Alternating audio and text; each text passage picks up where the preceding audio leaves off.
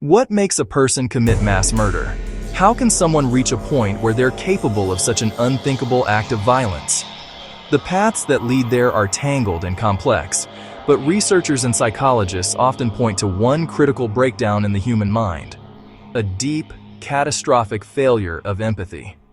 This is the story of how the ability to feel for other people can be wiped out, turning dark thoughts into devastating reality.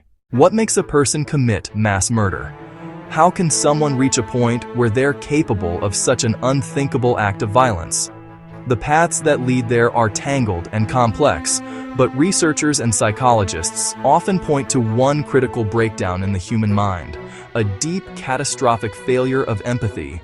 This is the story of how the ability to feel for other people can be wiped out, turning dark thoughts into devastating reality. After a tragedy, it's the first question we always ask: was the killer mentally ill?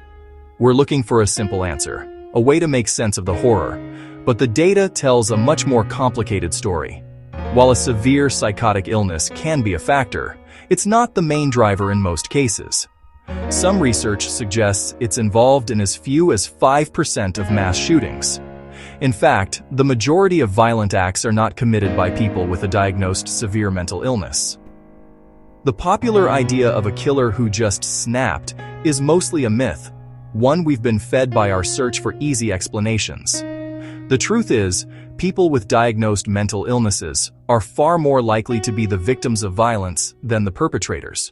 So, if it's not what we typically call mental illness, what's the psychological recipe for someone who decides to take lives on a huge scale? The answer usually involves a toxic mix of personality traits that systematically destroys empathy. At the heart of this failure, you often find a nasty cluster of traits. Psychologists talk about a mix of psychopathy, narcissism, and a powerful sense of being wronged.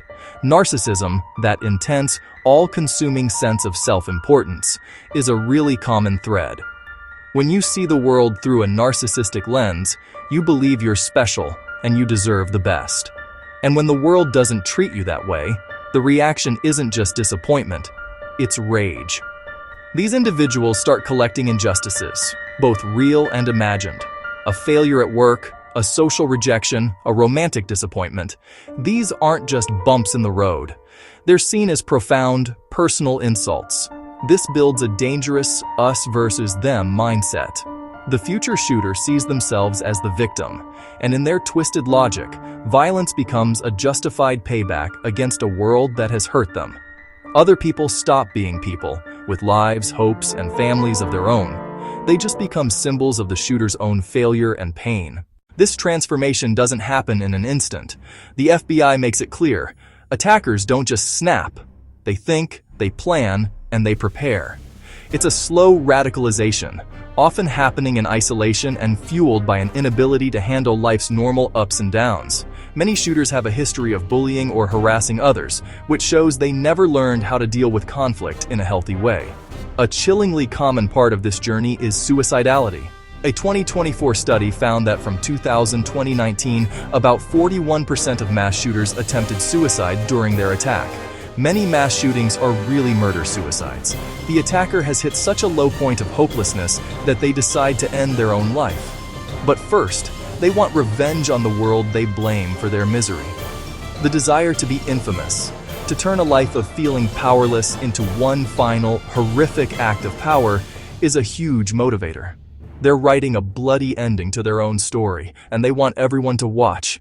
In the end, all these ingredients, the narcissism, the grievance, the desire for fame, lead to a total shutdown of empathy. Empathy is what allows us to understand and share what someone else is feeling. For a mass killer, this ability is either gone or has been deliberately shut down. They stop seeing their victims as human. The victims become objects, symbols of a society the killer has come to hate. This is why these acts feel so disturbingly random. There's often no purpose we can make sense of. The violence isn't a means to an end, like in a robbery. The violence is the end. It's the final, terrible expression of a mind that has become so self-obsessed and so full of hate that it can no longer see the humanity in anyone else. The shooter's internal pain is the only thing that feels real to them, and they decide to make that pain external. unleashing it on the world with no remorse. If you found this look into a dark part of the human psyche insightful, consider subscribing for more deep dives into psychology and what makes us who we are. Trying to understand the mind of a mass killer isn't about making excuses for them. It's about trying to prevent the next tragedy. It pushes us to look past simple labels and see the real warning signs: deep social alienation, a fixation on being wronged, and a dangerous craving for infamy. The path into that kind of darkness is marked by a total failure of empathy. Because of that, the best tool for prevention might just be creating a society that values connection, resilience, and our shared humanity.